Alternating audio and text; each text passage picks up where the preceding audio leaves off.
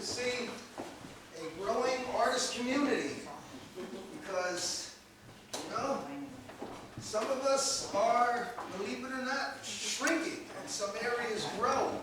There's a lot of controversy around art. And again, I want to just welcome you all. I'm glad you came. My family, the Worthies, we lived in Ossning. We moved here in 1962. And sure. We were in a brand new complex that used to be owned by a German banker, and it was called High Meadow. And so when I went to my 6th grade class the first day, and my mom, being a very traditional person, made me wear a suit to work. To the school. So anyway, I showed up, and of course, within about 10 minutes, everybody knew, oh, the new kid, you know. And so I even had a nickname for a brief spell of the boy from New York City, because we lived in the Bronx before that. So in 1962, again, when my family was there, my father had met and befriended Gerard Basquiat, who was the father of Jean-Michel Basquiat. By the way, I should just ask, does everybody here know who Jean-Michel Basquiat is and done a little research, know about him? Or is it kind of like some people just curious and really don't know anything? If you don't know anything, don't be ashamed. It's dark. You can just I think raise the it. majority So don't I know. can speak to you as well. The Okay? majority don't mean anything. Okay. May I ask you to say his name again? I love the way you Say his name again? Okay. Yes. Jean-Michel Basquiat. Love And he's Caribbean. His father was from Haiti. Oh, do I get a clicker or is someone going to? It's right here, I'm going to click for you. Oh, you? Okay. Just let me know. All right. I'll tell you what. You can, why don't you click? Okay. All right. That's the next one. All right. So, of course, we have the Basquiat Effect. So the intention of this talk is to do just a very short introduction on Jean-Michel Basquiat and his life, because there's so many resources on the internet, YouTube videos, all kinds of resources. But as I'm also a historian, I've understood that history is like mythology. Everybody has their individual point of view and their emotional response to events in history. You know, my family, for example, I'm at a family dinner and I start recounting an event and my brother's like, no, it didn't happen that way. My sister's like, yes, it did. I have 2 sisters. And the young one's saying, well, I'm not too sure. So this applies to artists all throughout history. Okay? So I'm also a curator as well as an independent artist, and I do everything from film to music. I'm a performer, I compose. So I bonded with this notion of Jean-Michel Basquiat because he was a Renaissance man. You know? Okay, you can do the next one. And so I want to just introduce you to a work of art. Again, I kind of felt I wanted to have a little mystery, so I'm not telling you dates and names and all, like an art historian. I'm more of a storyteller. But I just want to show you how this young man kind of took these various elements and, you know, they call it a mashup now. Okay, they didn't even have words for a lot of the things he does. Things of Papa Doc. Okay, his family was expelled from Haiti during the reign of Papa Doc. It was they wanted to get rid of the smart people, the intelligentsia. Okay, and that could happen at any time in history if you know your history. He has museum security down here. You know, he had to deal with, you go into a museum, there's security standing there. And ironically, a lot of them are African American, or what we'll call BIPOC in these days. Black, indigenous, people of color has become an overarching term to speak to the contemporary sense of, where people are from. Some people don't even know where they're from. He has over here Hooverville, 5 cents during the Great Depression. There were these little areas that sprung up when people lost their homes and were on the move and staying places temporarily. And they nicknamed Hooverville because Herbert Hoover was the president. And his ideology was that it's not government involved in this. This is a business thing. People say, John, it's not the government's responsibility. This is, of course, pre-FDR, who came in and instituted Social Security and various other laws to protect the public. So you will see this skull show up in most of his works. I think everybody has kind of agrees that this represents him or represents an African American dealing with life in America and he also traveled widely in Europe and in Asia. So he felt this was almost like kind of that, I'm not saying it's a voodoo, but in that Caribbean culture, when you make a mark, sometimes it's to protect you. Not unlike what the The Hebrew stories are about Passover, going to the lintel of your door and putting blood on it so that the angel of death will pass you by. And as a young man, he was a little preoccupied with death. I'll tell you what, let's get the next one there, please. Thank you. Okay, so he was born to a Haitian father, as I said before, Puerto Rican mother in Brooklyn, New York. Okay, very close to home. Okay, next one, please. He spoke 3 languages. Okay, Puerto Rico is a Spanish colony, so he learned Spanish from his mother. He learned French from his father, because that was the official language in Haiti under the colonial structure. And he also learned English. So this is kind of a little unusual. You know, 2 languages is what a lot of kids that have immigrant parents learn, and pretty well. But to know 3 was like, oh, okay. Yes, that's okay. And you know, his life's objective was to be a famous artist, but with the emphasis on famous. He just didn't want to be an artist. You know, he got the fever of the American dream and what it represented, even though he was used to be middle class in Haiti, but when he came to this country with his family, they don't always honor the expertise and professionalism of other countries, and you have to go to certification, etc. Okay. All right, now, I put it here on top. He was born in 1960 and died in 1988. 27 years. He would be 63 today. Okay. I'm 72. And he died from heroin overdose shortly after his mentor, Andy Warhol, passed away in 87. He got very close, that's the association with Andy Warhol. So I want to kind of get back to now this first photo. I want to kind of recount the story. So my parents would sometimes invite guests for Sunday dinner. And that was the one meal where we sat around with a fancy table and would cook up, you know, tremendous amounts of food, and, you know, and they would invite different people. So one day the Basquiat family was visiting with us. And of course, now there was some things going on with the mother and father, marital stress and things. So my parents were like, okay kids, you know, after dinner, go upstairs and play with Jean-Michel. So I didn't expect that, you know, it's like, they had never did that before, you know. So me and my brother had a room, and my 2 sisters shared a room.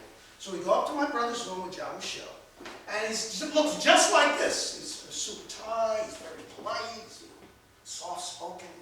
So we figured, you know, he probably wants to play some games. You know, we had Candyland and Monopoly, kids' games, you know. But still, you know, we felt to ask him. Oh, the first thing I want to say is, when we had a little trouble with his name, because we said, are you Jean or are you Michel? You know, how do you like to be, you know, called? So he says, no, my name is Jean-Michel. Jean-Michel. So at 5 years old, he knew who he was. He knew, you know. And so we said, so what do you like to do, Jean-Michel? And he goes, I like to draw.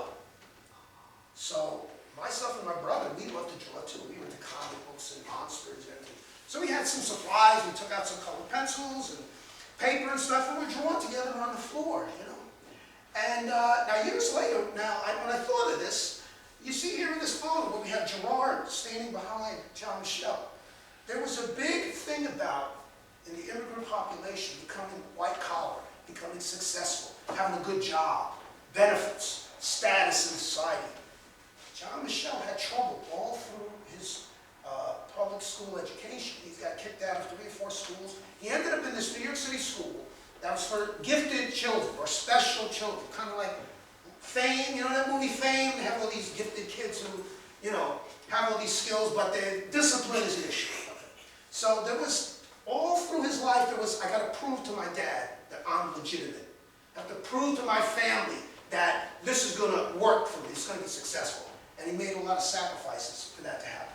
The next one, please. Okay, so we have now he's a little older in this photograph, but you can see the intensity in his face as he's drawing and conceptualizing. He was selected to edit a couple of the school newspapers, and he would do drawings and illustrations, sometimes satirical. According to his 2 sisters, he had 2 sisters growing up, he had a wicked sense of humor. He loved to do pranks and different things like that. So that's another little aspect of his Caribbean heritage. He had this figure called the trickster, who is in a lot of Caribbean stories, who tries to thwart the human goals, you know, intervenes between God and man very often. Next one, please. Now, so when Jean-Michel finally, he and his father had the big explosion, he left home, he ran away. He'd run away a couple times before, the comeback. So he was around 17, 18 age, he left home for good, and he told his parents, I'm not coming back. And he went to live on the Lower East Side, hanging out with what he called the winos, the drunks, the homeless people in the Bowery, and sleeping on people's couches. And so when he was fortunate to get a girlfriend who had a place and whatever, he would stay there and would leave a gift like paint on the refrigerator door, or paint on the wall, or paint on the cupboard. And now those works are worth thousands. Some, I won't say millions, those, but his other works as you see there. So he had this moniker called Same Old, same old S, keep it clean. And he started to go around and hanging out with these graffiti guys. And as the graffitis were doing mainly this visual artist, he decided that this character that he thought up with Diaz, I might be getting the first name wrong, I'm saying Juan Diaz for now. And they had this same old, and they would think of these crazy philosophies and quotes from various sources, and put them wherever they could in that area where they knew different art collectors and people who were interested in clubbing or different things, and make them think. This is not just graffiti. He's trying to say something. Next one, please. Oh, I'm sorry. So again, this is now, I'm showing you a picture now of Gerard when Jean-Michel has become successful. He's been on the cover of a New York Times magazine, photographed by James Vandersea, a very important Renaissance, Harlem Renaissance photographer. And, you can see, it's almost like he's in shock. This really is working, Because even at one point, Jean-Michel was even calling himself a bum. Yeah, I live like a bum, But I knew that that's where the galleries were. That's where, and he was a big clubber, a big community of clubbers there. Okay. So this is a picture now of Jean-Michel has left home. Here's his father, Gerard. Here's his second wife, Nora Fitzgerald, and his two sisters, Lisanne and Janine. Okay? And their last name is, when they got married, they're both married. I'm sorry, one is Heriveaux. It's a French name, I always have trouble spelling, but it's obviously of Caribbean heritage. And can you do the next one, please? Thank you. So I want to jump to a portion where Jean-Michel got invited to participate in some independent film down in the Lower East Side. Some documentary figures wanted to say, they had an idea, it was called Downtown 81, 1981. It was such an incredible scene, everything from punk rock to, CBGBs, a lot of, drug taking. I mean, I don't know if ecstasy was in then, but, there was the place where a lot of gay populations congregated because the police weren't harassing them. People would let them alone. It was sort of became, in a way, sort of a tourist attraction for some folks. And of course, they would dress accordingly and, shock and amaze people. And of course, there were a lot of artistic productions and plays and things coming. So this was a part of that milieu in the 80s. I have a book over here, if some of you want to stick around after, that talks about the modern pop downtown area, written in 2023 by a gentleman. He did a great job. He's identifying that Andy Warhol era. Yes. So in that same film, there's one scene where Jean-Michel is kind of walking with a crutch. He's kind of playing this down-and-out artist with a raggedy coat, and his hair is kind of disheveled, and he can't seem to get a break.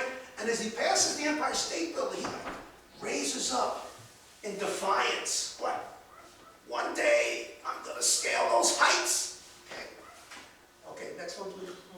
Now, I'm just showing you this. This is, again, I'm not going to, again, you can see so many images. I'm not going to spend a lot of time in that. But this is the Basquiat exhibition that the family put on after having his work in storage for 30 years.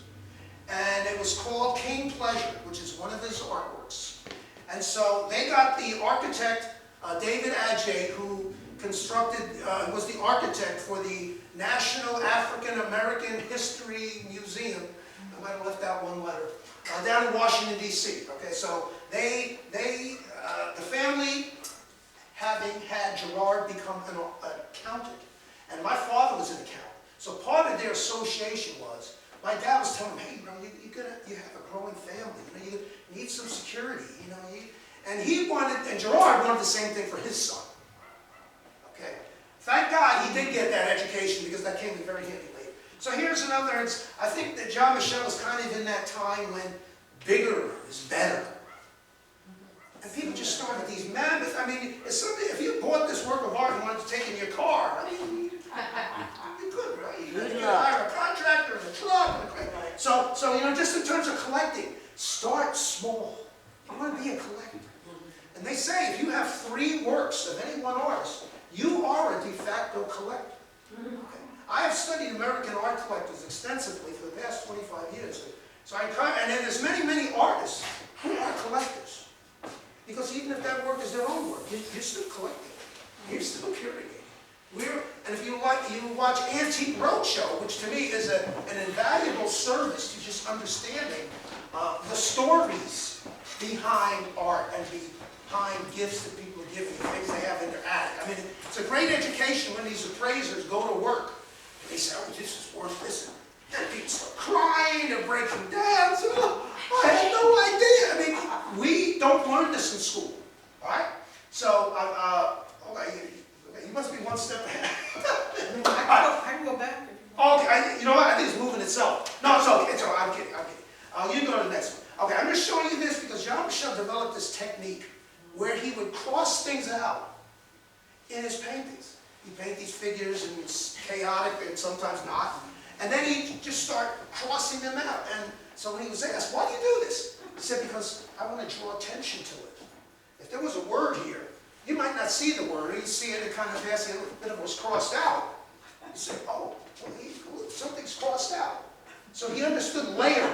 And that's a big part of his consciousness. A lot of these things may be painted over in 6 or 7 different coats. So if you know, an X-ray machine or something like that was to get a close-up of something, you'd see layer upon layer upon layer. So he was very inspired by Leonardo da Vinci. Okay. So I want to show you now a picture of Matilda, his mother, who was from Puerto Rico, as I mentioned, and she believed in culture. And she wanted her son to understand where he came from.